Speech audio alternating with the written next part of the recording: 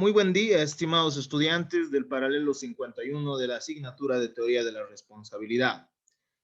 Hasta el momento hemos podido estudiar cuáles son los elementos para poder determinar la responsabilidad por un hecho propio. En realidad son elementos generales que nosotros hemos estudiado para determinar la responsabilidad. La responsabilidad puede darse por hecho propio, es decir, por el hecho de la misma persona que genera el daño, pero también puede darse por terceras personas. Para que una persona sea responsable por un hecho propio, es necesario que concurran todos esos elementos que nosotros hemos podido revisar, entre los cuales se encuentran la antijuridicidad, el daño, el nexo de causalidad y los factores de atribución. Entonces, es en mérito a todas estas reglas que hemos podido estudiar que se puede llegar a determinar que alguien es responsable por un hecho dañoso que hubiese producido. Pero la responsabilidad no siempre se da por hecho propio. La ley, ante ciertos roles, ante ciertos riesgos, ante ciertas circunstancias, atribuye también la responsabilidad a terceras personas, como vamos a analizar. Nosotros cuando veíamos el nexo de causalidad, veíamos que hay un causante natural que muchas veces es reconocido por por la ley, es decir, que sería el causante que nosotros comúnmente conocemos, es decir, aquel que genera una determinada consecuencia, pero también hay un causante jurídico, es decir, que la ley muchas veces va a establecer que alguien es el causante por más que otro haya sido el causante en los hechos, ¿no? En los hechos. Entonces, hay un causante no jurídico en los hechos, digámoslo así. Entonces, como decía hace un instante, la responsabilidad puede darse por terceras personas, es decir, muchas veces alguien que no ha producido el daño puede llegar a reparar ese daño, puede llegar a tener que responder por ese daño. Y esto se da en la responsabilidad que tienen los padres respecto de los hijos, los maestros respecto de los menores de edad a su cargo también, y aquellas personas que tienen a su cargo personas que son incapaces de entender o de querer. Aquí podría entrar también la figura del tutor, ¿no? Aquel que cuida a aquellas personas que han sido declaradas interdictas. De los actos del incapaz de entender y de querer, responde el vigilante a menos que demuestre no haber podido impedir el evento.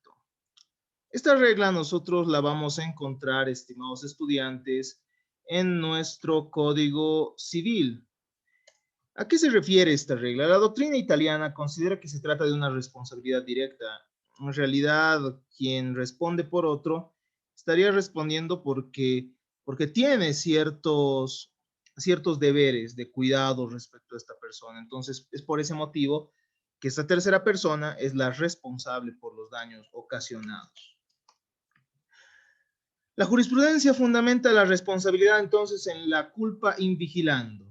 Quien se encarga de una persona que es incapaz de entender, que es incapaz de entender, tiene un deber de vigilancia respecto a la misma. Es por eso que se le atribuye una responsabilidad directa, nos dirían algunos. El vigilante entonces responde por el estatus que tiene, su calificación, al igual que los padres.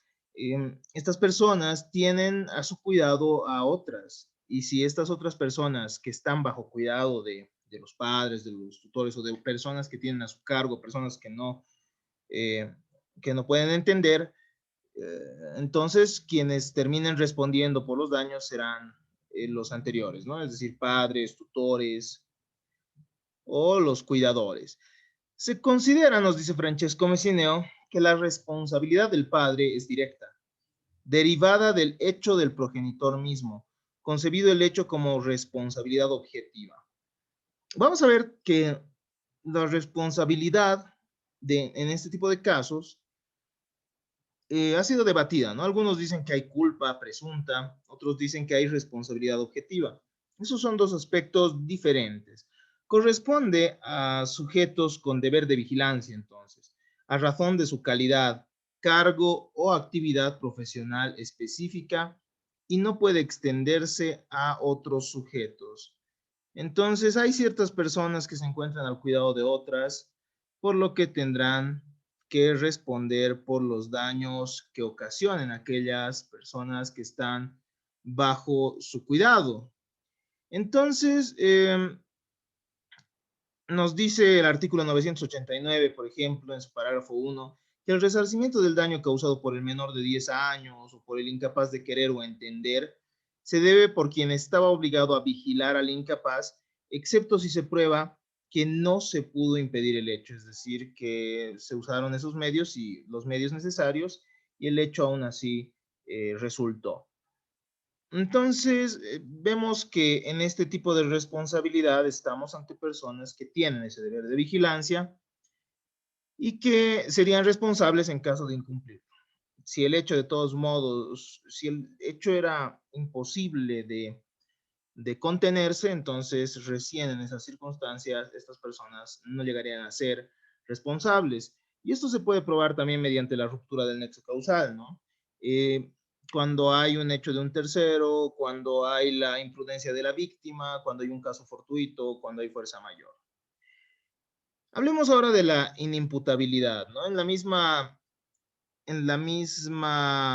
mismo artículo ya citado hace un instante, en 989, nos habla del resarcimiento del daño causado por el menor de 10 años.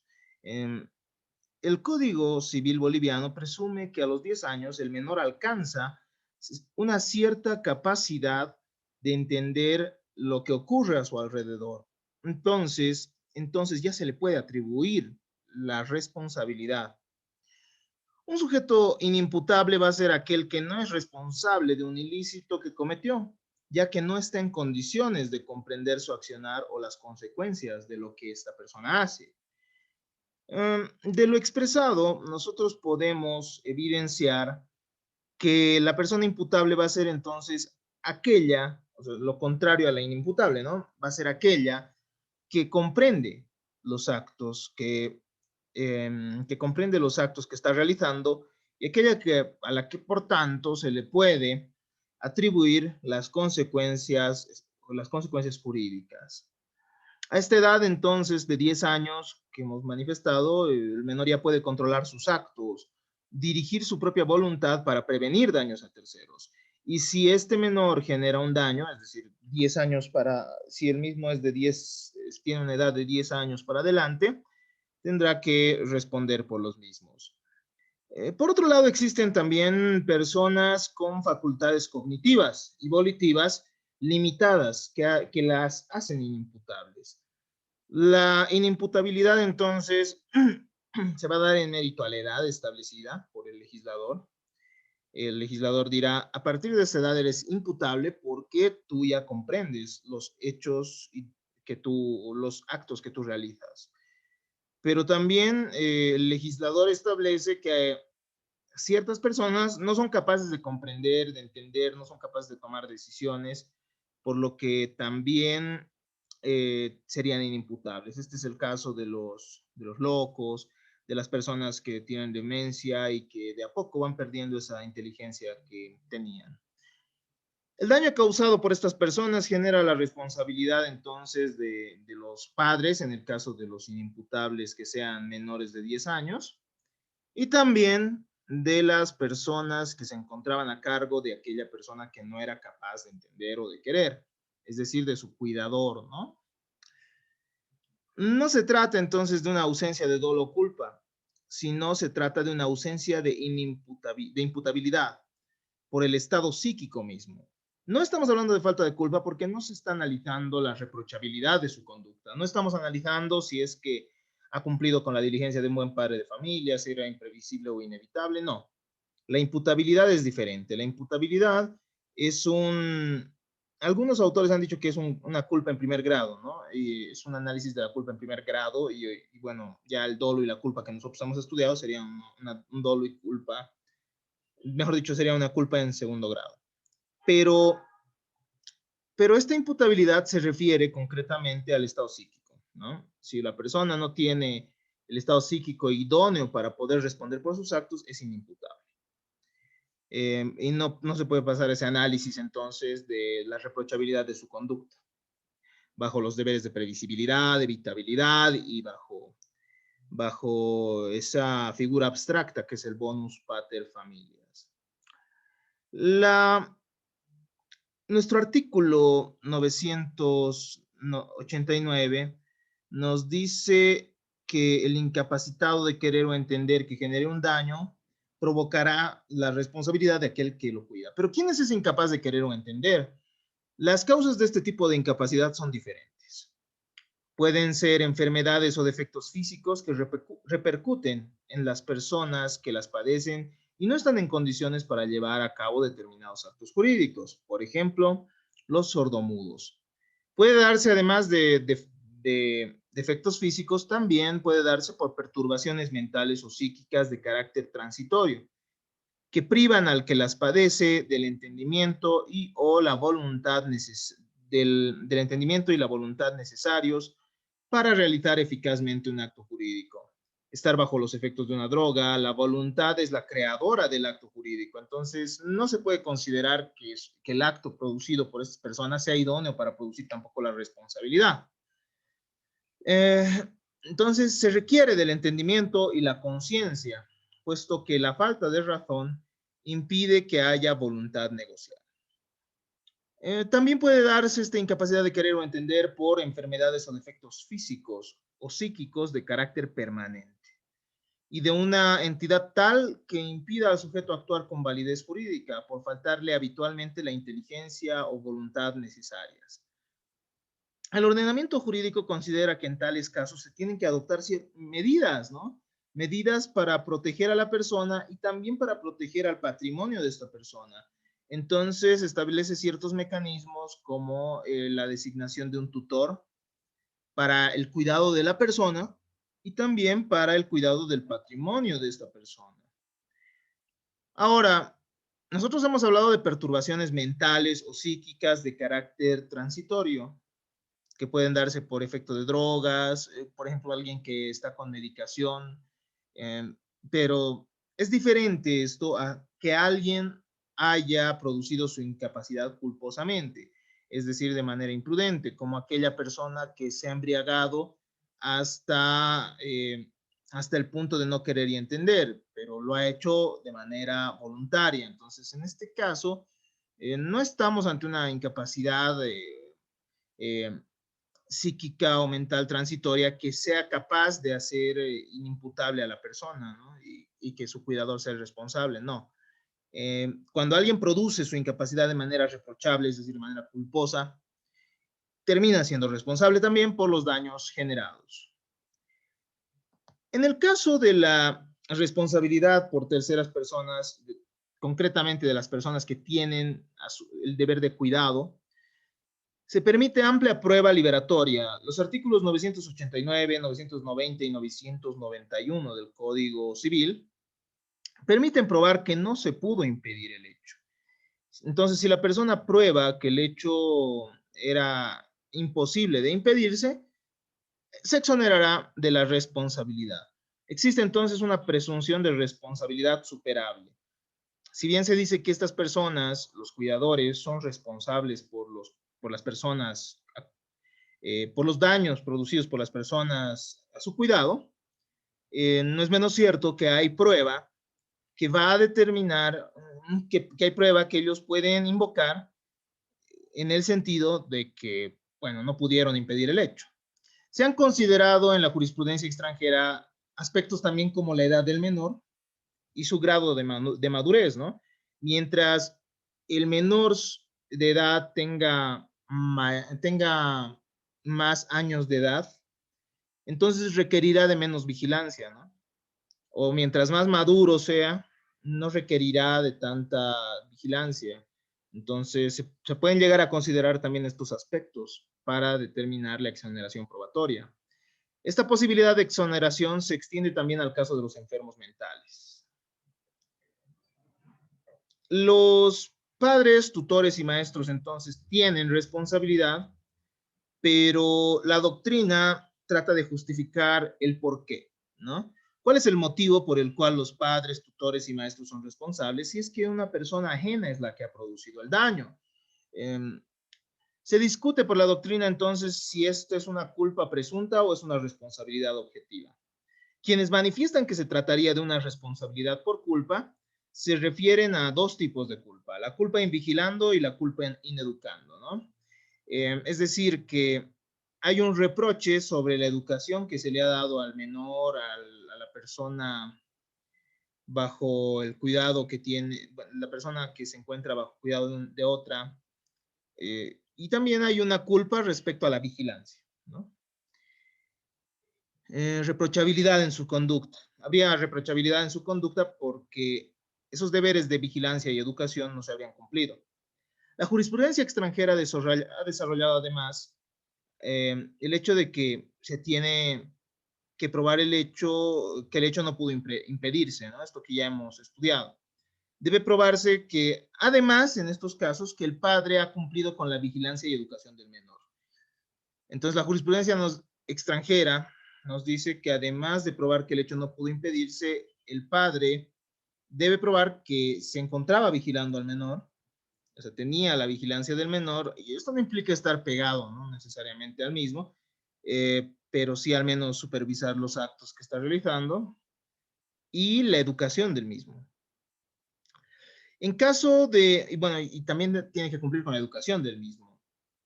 En caso de confiar a otra persona la vigilancia, todavía queda la culpa ineducando. Si es que el padre, por ejemplo, dejó a una niñera que se encontraba con el deber de vigilancia, con la culpa invigilando, por, cuando exista culpa invigilando por el daño producido por el menor, el padre todavía sigue siendo responsable por la culpa ineducando, porque también tiene el deber de realizar los actos necesarios para que el menor llegue a comprender la trascendencia de esos actos. Si se demuestra una educación óptima, la vigilancia entonces sería menor y no debería probarse de la misma manera, ¿no? Es decir, que mientras un niño se encuentre mejor educado, un menor de edad se encuentre mejor educado, la vigilancia ya no será tan necesaria. Eso también puede considerarlo la autoridad jurisdiccional el momento de establecer la responsabilidad en estos casos. Otros manifiestan que de manera similar a las actividades de empresa, se asumiría un riesgo, ¿no? El hecho de tener bajo cuidado a un menor de edad implica que uno asume el riesgo, pero este riesgo sería muy alto. Entonces, la perspectiva más aceptada entre estas dos es aquella que determina que los padres, los tutores y los maestros son responsables por la culpa ineducando o la culpa invigilando. En el caso de los padres, los mismos van a ser responsables por la culpa invigilando e ineducando, ¿no? Ahora, si le dejan a alguien más el cuidado del menor, en ese caso, el cuidador tendrá que ser responsable porque tenía una culpa, bueno, por culpa invigilando, ¿no? El padre todavía queda con la culpa ineducando. Los tutores también tienen una culpa, bueno, serían responsables por una culpa invigilando, ¿no? ¿Cuáles son los efectos que se producen de este tipo de responsabilidad? Para ir terminando con esta primera parte sobre la responsabilidad por hechos de terceros. El padre y la madre, el profesor o maestro o el tutor pueden repetir lo pagado como resarcimiento contra el autor del daño que en el momento de cometer el hecho ilícito contaba con más de 10 años de edad o no estaba por otra causa incapacitado de querer y entender. Entonces, de esto podemos evidenciar que una persona, lo que ya habíamos manifestado, ¿no? El Código Civil establece que una persona ya es responsable por sus actos a partir de los 10 años. Hemos visto que los padres, que los profesores responden por los daños generados por menores de edad, es decir, menores de 18 años. Pero si el menor de edad tenía más de 10 años, entonces el padre puede pedir, el padre, el maestro, el tutor puede pedir que se le devuelva ese dinero que él mismo ha pagado para responder por los daños ocasionados por ese menor que ya era imputable, ¿no? Si el perjudicado no ha podido obtener el resarcimiento de quien está obligado a la vigilancia, el autor del daño puede ser condenado a una indemnización equitativa. Así lo establece el artículo 989, parágrafo 2 del Código Civil. Entonces, el perjudicado, es decir, la víctima, aquel que ha recibido el daño, probablemente en algunas circunstancias no pueda recibir el resarcimiento del cuidador, de quien tenía a su cargo a esa persona, ¿no? A esa persona que le ha generado el daño. Entonces, podrá exigir la reparación directamente del agente del daño. Pero esto, para esto tendrá que considerarse equitativamente cuál es la situación de ese agente del daño y para establecer, bueno, un monto equitativo, ¿no? Según las posibilidades también del agente del daño. Hasta acá entonces hemos podido desarrollar esta primera parte. En caso de tener alguna duda, yo estoy atento a las mismas en clases sincrónicas o también pueden acudir a nuestro foro de consultas. Muchas gracias a todos ustedes por su atención.